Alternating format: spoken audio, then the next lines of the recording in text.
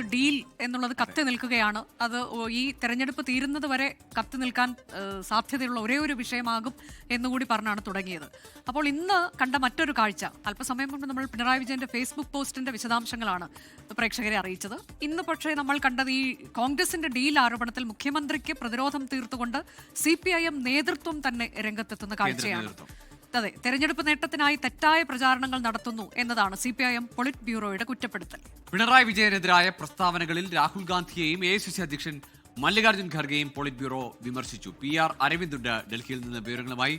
അരവിന്ദ്, ഇന്നലെ മല്ലികാർജ്ജുൻ ഖർഗെ CJP എന്നതിന് Communist Janata Party എന്ന് ഒരു പുതിയ നിർവചനം കൂടി ചമച്ചുകൊണ്ടാണ് കോഴിക്കോട് സംസാരിച്ചത്. രാഹുൽ ഗാന്ധി മുമ്പ് തന്നെ ഈ പ്രയോഗം നടത്തിയിട്ടുണ്ട്. കോൺഗ്രസ് നേതാക്കൾ കാലങ്ങളായി പ്രയോഗിക്കുന്നു. ഇന്നലെ പിണറായി വിജയനെ കടന്നാക്രമിച്ചുകൊണ്ട് രാഹുൽ ഗാന്ധിയുടെ പ്രസംഗവും വരുന്നു. അപ്പോൾ ഇനി ഇന്ത്യ മുന്നണിയിലെ നേതാക്കൾ, ഒരു സഖ്യത്തിലെ നേതാക്കൾ എന്നുള്ള മര്യാദകൾക്കൊക്കെ അപ്പുറത്തേക്ക് കേന്ദ്ര നേതൃത്വം കൂടി പ്രതിരോധത്തിനിറങ്ങുകയാണ് അല്ലേ?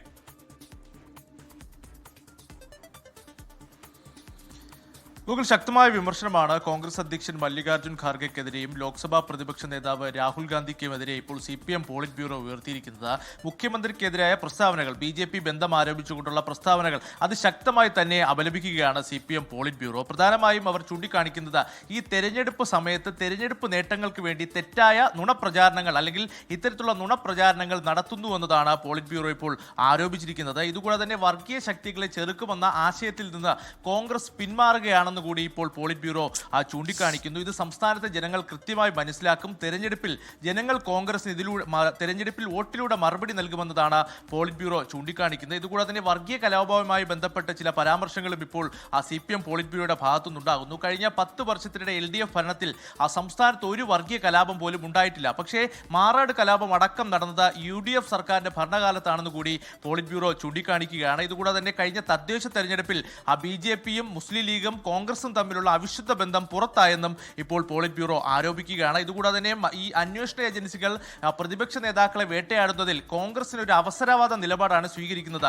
കോൺഗ്രസ് നേതാക്കൾക്ക് നേരെ അന്വേഷണ ഏജൻസികളുടെ നടപടി ഉണ്ടാകുമ്പോൾ അതിനെതിരെ പറയുന്ന കോൺഗ്രസ് നേതാക്കൾ മറ്റ് സംസ്ഥാനങ്ങളിലെ പ്രതിപക്ഷ നേതാക്കൾക്കെതിരെ, പിണറായി വിജയനെതിരെ എന്തുകൊണ്ട് അന്വേഷണം നടത്തുന്നില്ല എന്ന് ചോദിക്കുന്നു.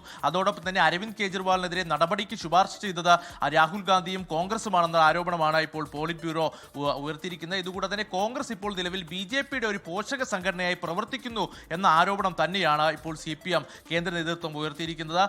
ഡീലാരോപണം കോൺഗ്രസ് ഉയർത്തുമ്പോൾ BJPയും കോൺഗ്രസും എന്ന ഡീലാരോപണത്തിൽ ഉറച്ചു തന്നെയാണ് കേന്ദ്ര നേതൃത്വവും അതുപോലെ തന്നെ സംസ്ഥാന നേതൃത്വവും മുന്നോട്ട് പോകുന്നത്. BJPയും മുസ്ലിം ലീഗും അതുപോലെ തന്നെ കോൺഗ്രസും തമ്മിൽ തദ്ദേശ തെരഞ്ഞെടുപ്പിൽ ഒരു അവിശുദ്ധ ബന്ധം ഉണ്ടായിരുന്നു എന്നുകൂടി ഇപ്പോൾ CPM പോളിറ്റ് ബ്യൂറോ കടുത്ത ആരോപണത്തിലേക്ക് പോയിരിക്കുകയാണ്. ഗോകുൽ, ശരി, PR അരവിന്ദാണ് വിവരങ്ങൾ നൽകിയത്. അനുജ, അങ്ങനെ പാലക്കാട് നിന്ന് തുടങ്ങി വട്ടിയൂർക്കാവ് വരെ എത്തിയിരുന്ന ആ ഡീൽ ആരോപണവും അതുമായി ബന്ധപ്പെട്ട ചർച്ചകളും അങ്ങ് ഡൽഹി വരെ എത്തിയിരിക്കുന്നു. അതെ, ഡൽഹി വരെ എത്തിയിരിക്കുന്നു. മാത്രമല്ല ചരിത്രം തിരഞ്ഞുകൊണ്ട് മുഖ്യമന്ത്രി ഉൾപ്പെടെ പിറകോട്ട് പോകുന്ന കാഴ്ച, അതും നമ്മൾ അനുദിനം കണ്ടുകൊണ്ടിരിക്കുകയാണ്.